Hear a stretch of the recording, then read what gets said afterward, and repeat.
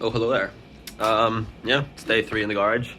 Day 2 really, because for not day number 1 was just tidying up, but yeah, didn't really get me much because it's a mess again.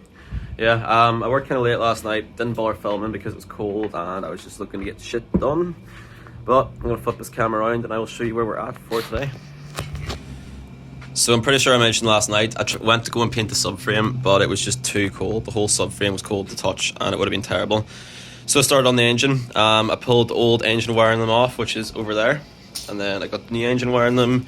And I've just cleaned it up with like Tessa tape and a few wee things to try and make it look a bit cleaner, because I don't know, oil that got into the old black tape was all peeling off. It looked pretty nasty, but I'm pretty happy with how this has come out. So now it's time to get the manual stuff on, and then hopefully that will create enough space that I'll bring the subframe out and paint it.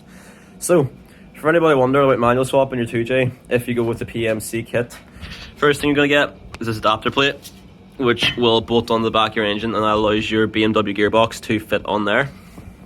Now, because you've got an adapter plate on, you need your flywheel spaced out the width of the adapter plate, so you get this billet flywheel here.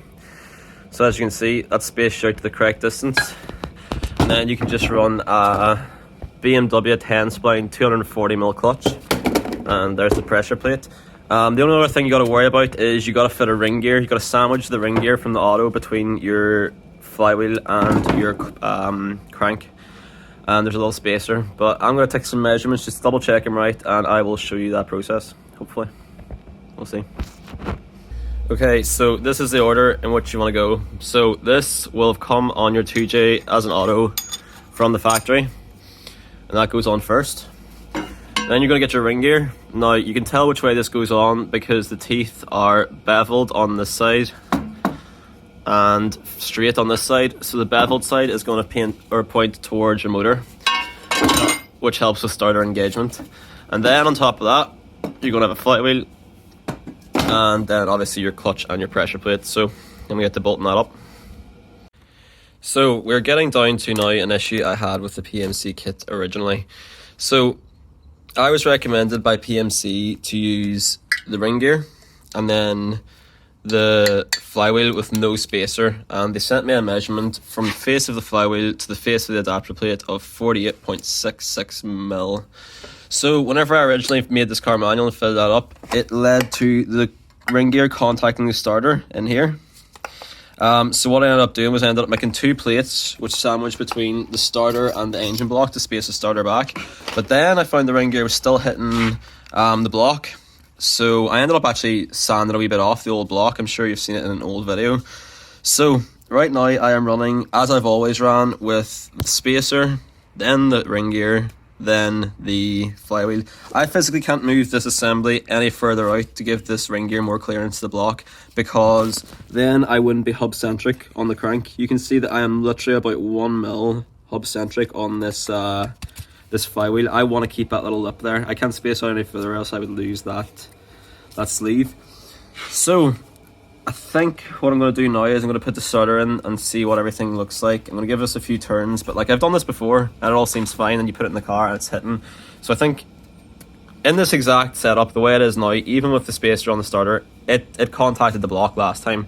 If you look up there, can I zoom? Yeah, that's one that's completely beer canned, that broke at Agadoy. You can't see it very well in the image, but like the center ring just completely tore out of it. So yeah, I think I'm going to run with this. I'm going to fire the starter in. I'm going to maybe poke my finger around and see if I can feel anything, but realistically, I'm not expecting to. I'm going to stop myself right there. This video gets really convoluted at this point about problems I've had with the manual swap, problems I've fixed, and problems that persist. Spoiler alert, the flex plate is flexing, the ring gear is flexing. But I'm not going to get into that because I shot a lot of video. It's going to get really monotonous. I'm sure a lot of you don't care if you don't have this exact kit. So if you want me to make a video about this, hit me up, tell me in the comments. I will go through in-depth manual swap on a GS. I will go through the problems you're going to have with the PMC kit, how to solve them, and the one that I have persisting. But yeah, on that, let's get back to the video. I'm going to make it a bit more lighthearted from this point on. Okay, I've been putting this off, but this is one of those time sensitive things I just need to get done so it can dry and get the car mobile again. So, engine's covered, garage is covered, let's spray this subframe.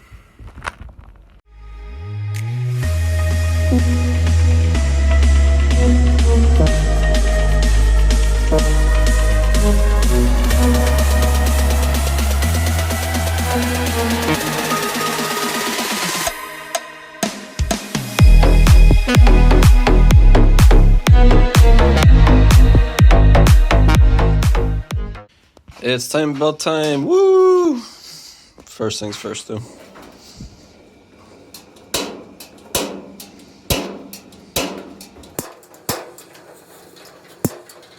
Not for fuck's sake. That's better.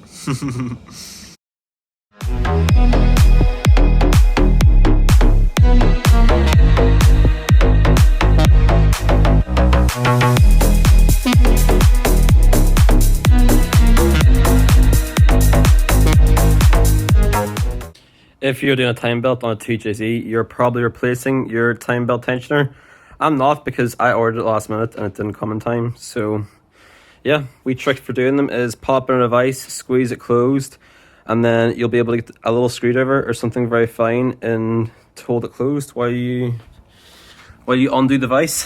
And then what you want to do is you want to, oh, have I done this the wrong way? Not, oh wait, cock.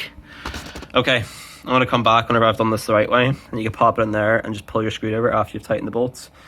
But I can't do that.